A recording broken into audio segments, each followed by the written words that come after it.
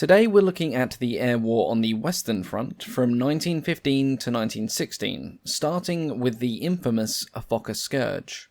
When originally conceived, the Fokker E-type was not intended for offensive air combat, but simply as an escort for reconnaissance aircraft which were becoming more widely used on the front at the start of 1915. It was when such men as Bulke, Immelmann, and Kastner came to fly the new plane that they appreciated the supreme advantage of the synchronized gun as an offensive weapon, and quickly mastered the basic skills necessary to stalk and shoot down unsuspecting enemy pilots. As more German pilots learned these rudimentary tactics with the Fokker E-1, losses amongst British and French observation aircraft increased rapidly, with little in the way of an immediate remedy in sight. The first French aircraft fell to the Fokker in June 1915, and 2 British BE-2 aircraft were forced down the following month. By November of 1915, these losses, and the seemingly apparent German air superiority, signalled the heyday of the era that would be known as the Fokker Scourge. Even though fewer than 80 Fokkers were operational by the end of the year, they were making a huge impact on the opening stages of the first true air war. The nature of the Fokker's design with its synchronized gun gave its pilots a tactical advantage that they used to harass their opponents. Fokker pilots would take their planes high and make long, steep dives at their opponents, often coming down from the direction of the sun, hence the term, beware the Hun in the sun. Usually, their opponent was unaware of the impending attack and would be flying in a slow and relatively straightforward line, allowing the Fokker pilots ample time to line up their gun. After strafing their opponent, the Fokker pilots would continue in their shallow dive until they were out of range of their opponent, and then begin to climb again. This tactic would be improved upon by Immelmann, who, having come out of the dive, would begin to climb sharply, and at the apex of the climb, roll over in the vertical and line up for another attack on the enemy, in what would become known as the Immelmann curve. The Fokker Scourge represented a loss in Allied morale more so than the outright loss of equipment. Looking at the second half of 1915 from the perspective of resources and manpower, the Fokkers claimed only 28 aircraft destroyed, or 29 if you include a disputed claim from November. The loss of 28 aircraft compared to the numbers of machines fielded by the Entente is considered relatively light, but the comprehensive loss of air superiority and the effectiveness of German tactics had a huge effect on Allied morale by the closing days of 1915. This period also saw the birth of the fighter ace, a character that would become revered, shrouded in mystique, and held in romantic admiration by the general public on both sides of the war. On the Western Front, Allied pilots were already becoming known to the public for their exploits in aerial combat. Georges Guillemet was propelled into legend when he shot down his first victim whilst flying a Morane Soloner Type N. He would go on to become a national hero and the second highest scoring French ace by the time of his death in 1917. His early days of fame were also helped by a remarkably lucky streak, having survived being shot down on his birthday no less, which was Christmas Eve of 1915. Though not publicised nearly as much as the French and the Germans, Britain would also get its first flying aces with Albert Boll, who scored his first kills in the early months of 1916, eventually reaching a total of 44 victories before his death in 1917. None of the Entente pilots in this part of the war attracted the same adulation commanded by Max Immelmann, dubbed by his German colleagues the Eagle of Lille. Immelmann was regarded with a mix of dread and awe by his enemies, and shot down 15 Entente aircraft before being killed near Lens in June of 1916. His mentor, Bulke, however, was the true progenitor of air combat tactics, and with his gifts of patience and instruction, brought a new level of discipline to the pilots he personally coached. He, like Immelmann, was awarded the coveted Pour le Mérite before he too was killed on the 28th of October 1916, having amassed no fewer than 40 victories. To this day, he is considered to be the father of German fighter aviation. A large contributor to the Fokker Scourge, at least from the British perspective, was from them having started late, as you could put it, in the new aviation arms race. The British were slow to introduce the synchronized front gun, and, unlike the French and the Germans, perpetuated a myth that the monoplane was unavoidably unsound as an aircraft. This myth stemmed from a series of pre-war accidents, accidents that biplane manufacturers capitalised on to stoke confidence in their own designs. Several manufacturers persisted in producing biplanes of the pusher type, a layout whose origins could be found in the Wright Flyer of 1903, and could point out to the ease with which a front gun could be mounted without the need of an interrupter gear, casually ignoring the aerodynamic deficiencies of these designs and the large number of struts and guiding wires that they used compared to the German and French contemporaries. It was due to this that the Airco DH-2 pusher biplane equipped the first dedicated Royal Flying Corps squadrons when they were eventually formed in 1916.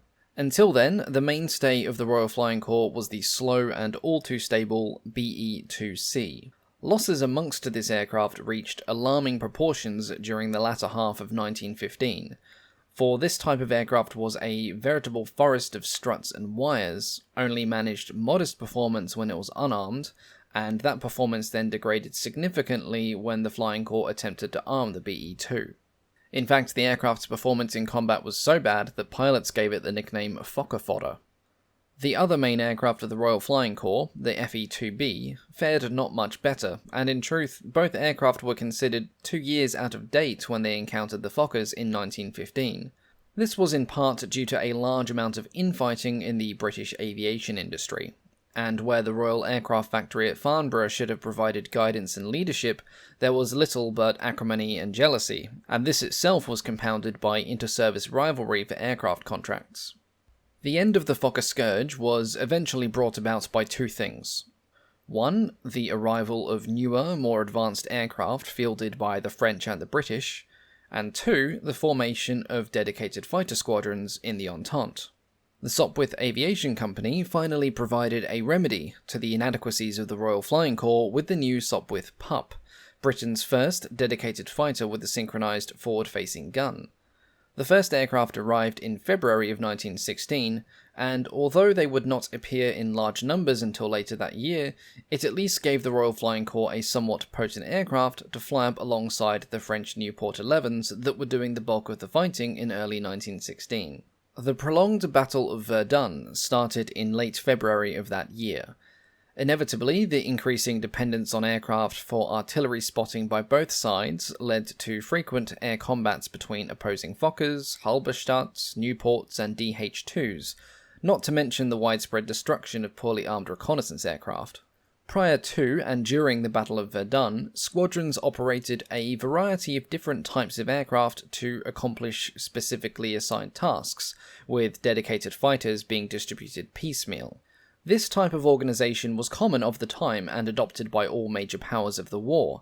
However, as a result of their failure to achieve aerial supremacy over Verdun in the early days, and the inability of the reconnaissance aircraft to track German movements easily due to air attack, the French began to group their Nieuport 11s into dedicated fighter units. The Germans, meanwhile, recognising that the superiority of the Fokker E-type must soon be disputed, were already early in 1916 introducing the Fokker D1 and Halberstadt D2 biplanes. They both had a single synchronised machine gun and superior handling characteristics than the Fokker monoplanes. The whole concept of air fighting was undergoing reappraisal in the German Air Force, largely as a result of representations by Oswald Boelcke, who, having demonstrated the superiority of the E-type in 15, on return from a tour to the front in early 16, was given command of a new fighting unit, Jaster II. It was equipped with Fokker D1s and D4s, and represented the beginning of the creation of a large number of dedicated air combat units, which was done in direct response to the appearance of French and British combat squadrons. During this time of reformation, the French would be the first among the Entente to introduce a truly successful fighting scout, the Nieuport 17, which arrived at the front in late March. It was faster than any other French or British aircraft by at least 10 miles an hour, it boasted a synchronised forward-facing machine gun, and it was considered to be more robust than previous models. Along with French units, it also served in large numbers with the Royal Flying Corps, and amongst the British pilots who gained their first victories in this plane was Albert Ball, who destroyed an Albatros D1 in May and a Roland C2 in July. He would become Britain's first flying ace, and indeed one of Britain's most famous flying aces, before his death in 1917. By the time of the Battle of the Somme, dedicated fighter squadrons were being fielded by both sides of the Western Front in ever-increasing numbers. Operations on both sides took much the same form.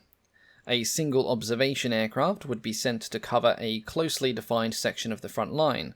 Their pilots were instructed to penetrate no more than a mile or two into enemy airspace.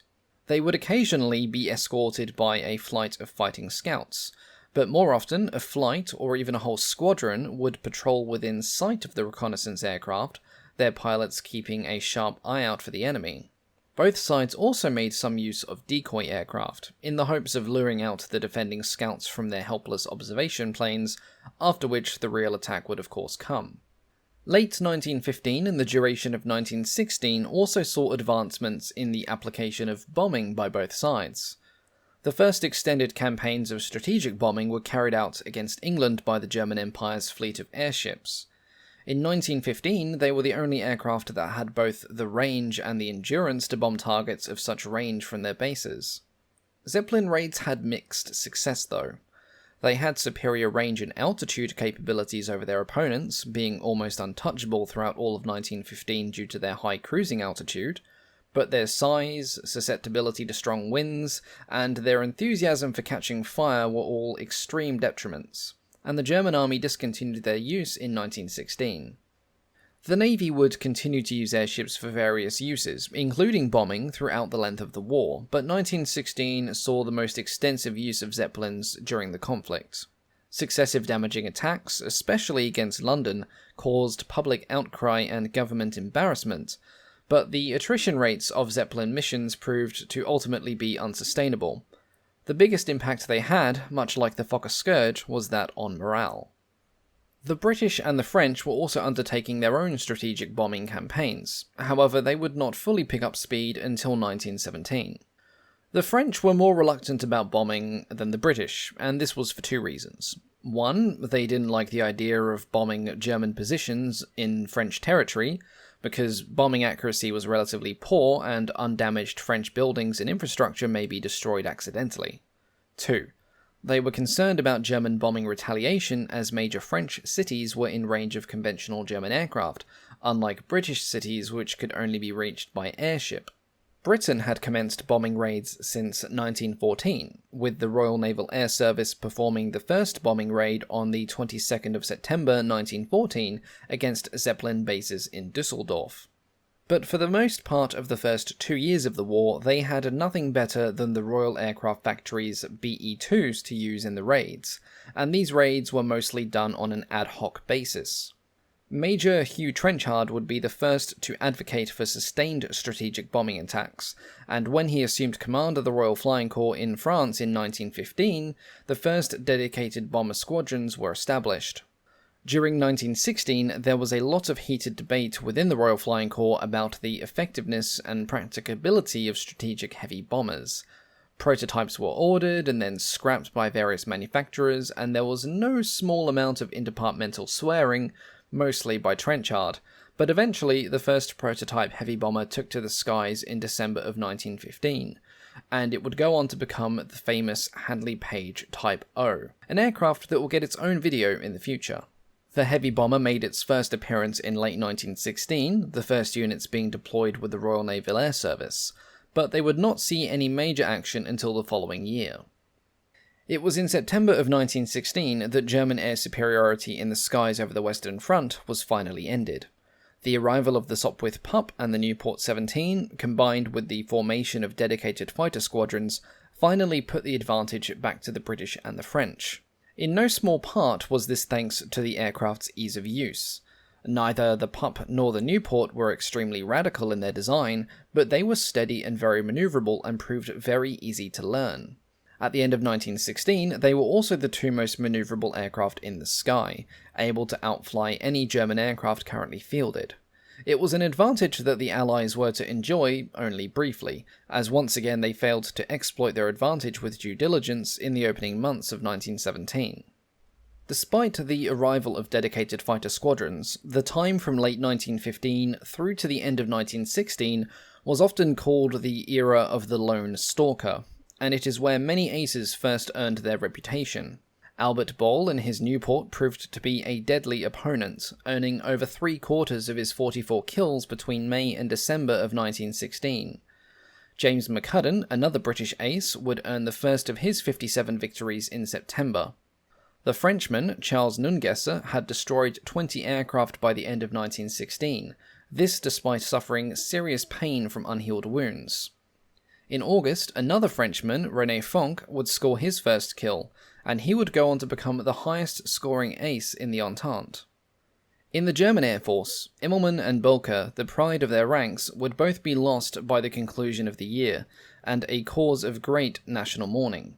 Boelcke's loss was especially tragic, as the fatal wound from his crash, a fractured skull, could have been avoided had he worn his flight helmet the day that he died. His memorial service was held on the 31st of October. After that, his coffin was led to a waiting train that would take his body to Dessau for the funeral. Preceding the coffin, displaying Boelcke's decorations on a black velvet cushion, was a fellow aviator and rising star in the German Air Force, going by the name of Manfred von Richthofen. 1915 had ended with the Fokker Scourge. 1916 ended with this situation reversed, and instead of being handed out piecemeal, fighter aircraft were now being organised into cohesive military units.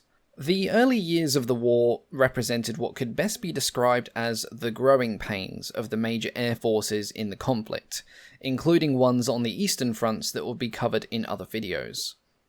All of this set the groundwork for the final 2 years of the conflict, that would see the scale of aerial warfare increase, from having a few dozen aircraft airborne in an operation, to hundreds, and then finally thousands in the largest air operations of the war.